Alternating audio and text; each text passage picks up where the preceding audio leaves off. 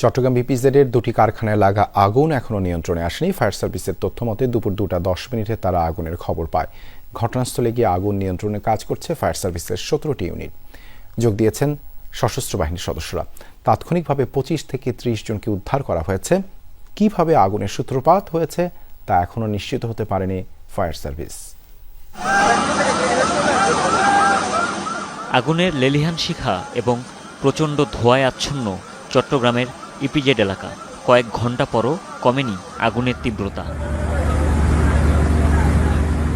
বেলা 2টায় সিইপিজেডের 5 নম্বর সড়কে Adams cap নামের কারখানায় আগুনের সূত্রপাত। প্রথমে 7ম তলায় এবং পরে তা অন্যান্য সব তলায় ছড়িয়ে পড়ে। জিনহং মেডিকেল নামে আরেকটি কারখানাও পুড়ে ছাই হয়ে যায়। যখন 2টা বাজে এখানে আসি তখন দেখছি 7ম তলায় আগুন জ্বলতেছে এক সাইড থেকে। তখন ফায়ার সার্ভিসের 2টা ইউনিট এখানে ছিল, অলরেডি জেনারেটর সহ লাগানো ছিল। এবার পানি একটা কিছু দিতেছে, আরেকটা মানে সেটিং করতেছে। অল্প একটু আগুন ধরেছে। শ্রমিকরা আমরা ওই পাশের কোম্পানি থেকে আমাদের সিকিউরিটি শ্রমিকরা পাশি বাজাচ্ছে, শ্রমিকরা মেজে পড়ছে তোমরা নাইমে যাও। এখান থেকে আস্তে আস্তে এখন তো অতিক্রম করছে, অনেক টপ ফ্লোরে ধরছে, এখন আবার নিচের তলায় ধরছে। খবর পেয়ে ফায়ার সার্ভিসের 17টি ইউনিট ঘটনাস্থলে গিয়ে অগ্নি নির্বাপন কাজ শুরু করে। সাথে যোগ দেয় 3 বাহিনীর সদস্যরা। পানি সংকটের কারণে আগুন নেভাতে বেগ পেতে হয়। ফায়ার সার্ভিসরা সব মেশিন নিয়ে পুকুরের ধারে বসা, একটা কোনো মেশিনে কাজ করতেছে না, শুধু বলতেছে ভেতরে কেমিক্যাল। নিচতলার থেকে আগুন শুরু হয়ে গেছে জ্বলা। ফায়ার সার্ভিসের এতগুলো ইউনিট একটা ইউনিট কাজ করতেছে না, এখন অলরেডি সব ইউনিটে বন্ধ করে দিয়েছে কাজ করা। কারখানা দুটিতে চিকিৎসা ও অস্ত্রোপচার কাজে ব্যবহৃত মেডিকেল সরঞ্জাম অর্থাৎ তুলা, সার্জিক্যাল গাউন ও ক্যাপ তৈরি করা হতো।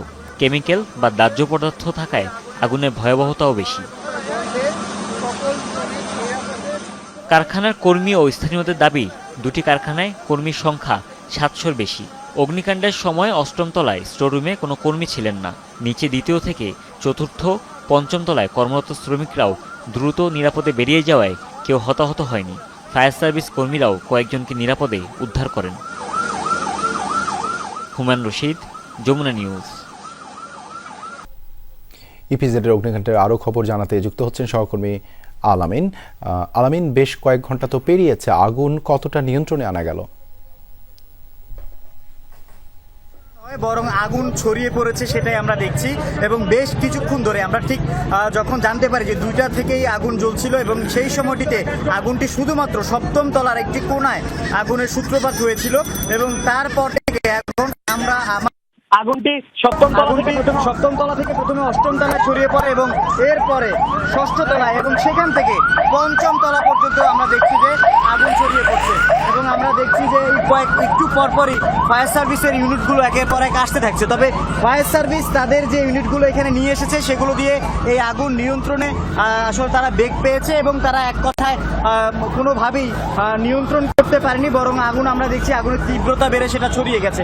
আমার পাশে অভি রয়েছে, আমার সহকর্মী, সেও ঠিক এর আগেই ভেতরে ছিল। আমরা তার কাছ থেকে একটু জানতে চাইবো, আপনি ঠিক ভবনের কোন অংশের দিকে ছিলেন আগুনের, এবং সেখানে কি ধরনের দেখতে পেয়েছেন, আগুনের তীব্রতা ঠিক কতটা বেড়েছে?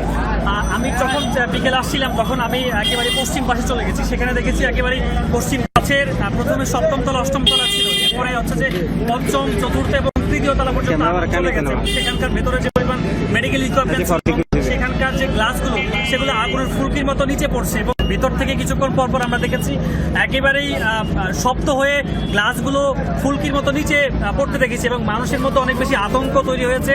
ফায়ার সার্ভিস কর্মীরা চেষ্টা করছেন নিচ থেকে পানি ছিটিয়ে একেবারে উপর দিকে নিয়ে যাওয়ার জন্য, কিন্তু যেহেতু আপনার সাথে এর আগে হয়তো এই যে ব্যবসার যে ইডি তার সাথে কথা হয়েছে, সে কি বলেছেন আসলে? তিনি যদি বলছেন যে 2য় এবং 3য় তলায় শ্রমিকরা সেখানে কাজ করেছেন।